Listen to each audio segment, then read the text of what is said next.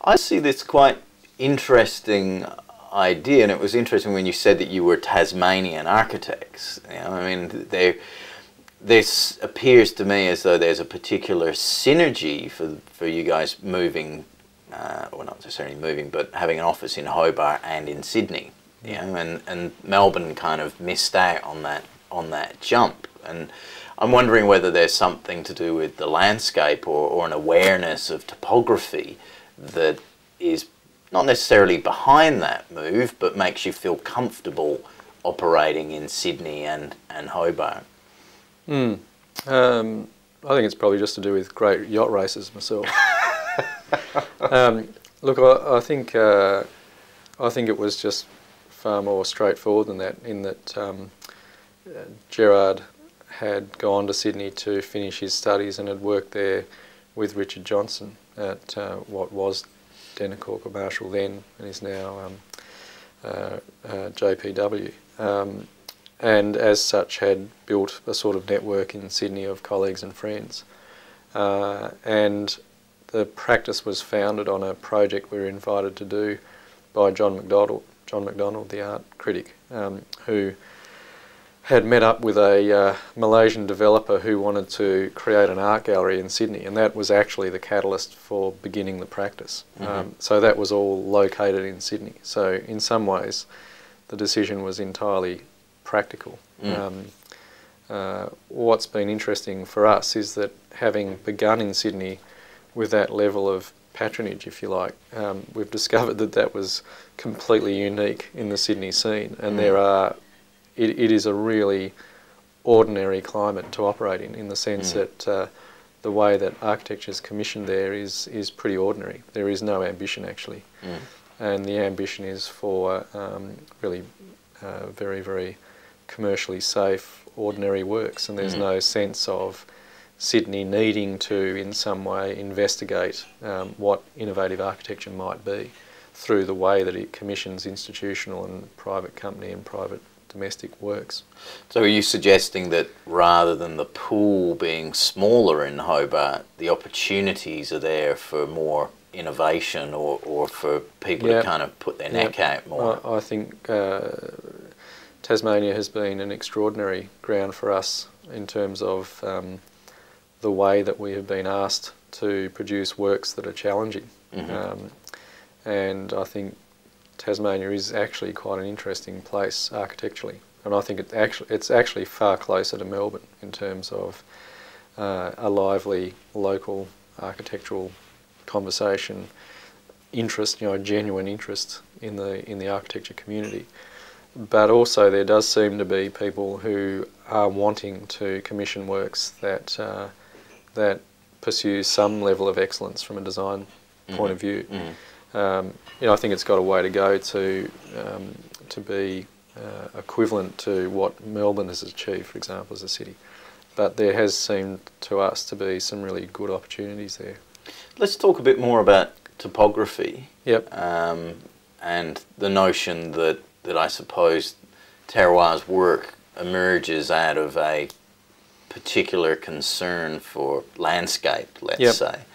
And the way that you read ground is quite a particular position.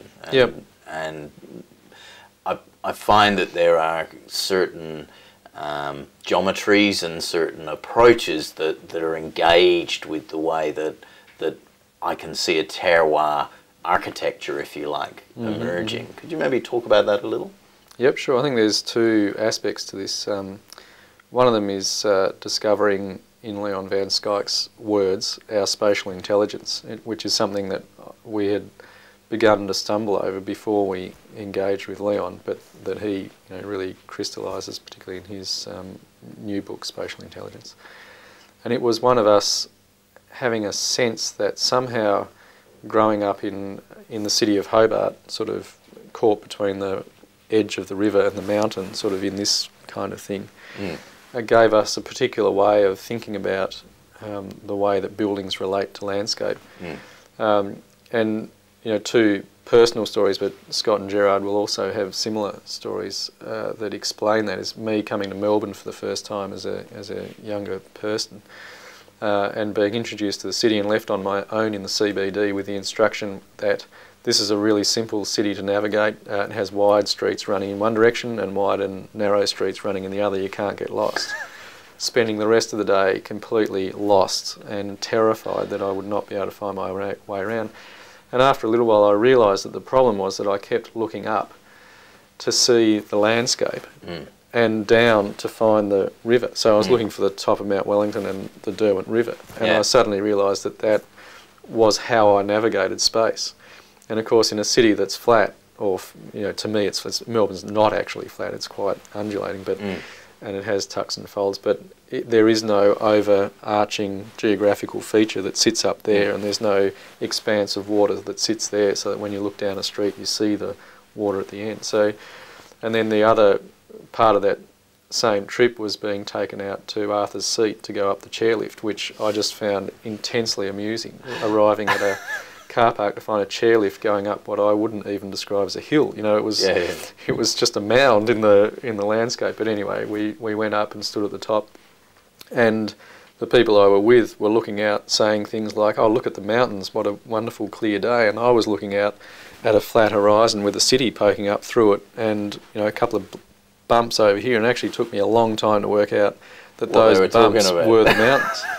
As it turns out, the mountains we were looking at are probably the same height as Mount Wellington, but of course they're 160 kilometres out of the city, whereas Mount Wellington's a couple of kilometres from the city centre as the crow flies, and it's 1 kilometre high, so it's quite a dramatic thing. So I guess our sense was that somehow that sort of physical condition gives us some sense of how space is organised.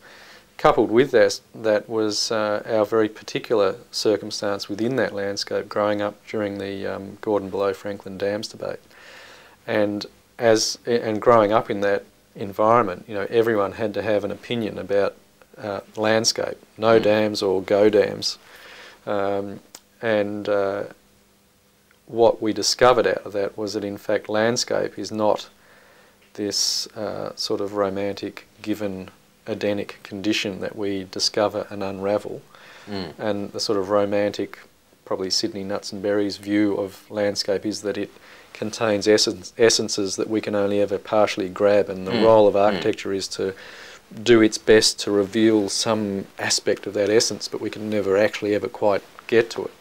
I guess our experience of that politicised landscape led us to an understanding of landscape that's very classical as opposed to that romantic view. Classical in the sense that we understand it as an argued condition.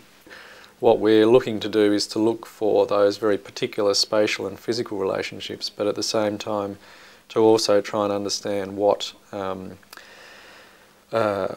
mechanisms are in place in our seeing of that landscape. So we're interested in the way that, for example, literature over a couple of centuries builds a way of seeing landscape that's very particular.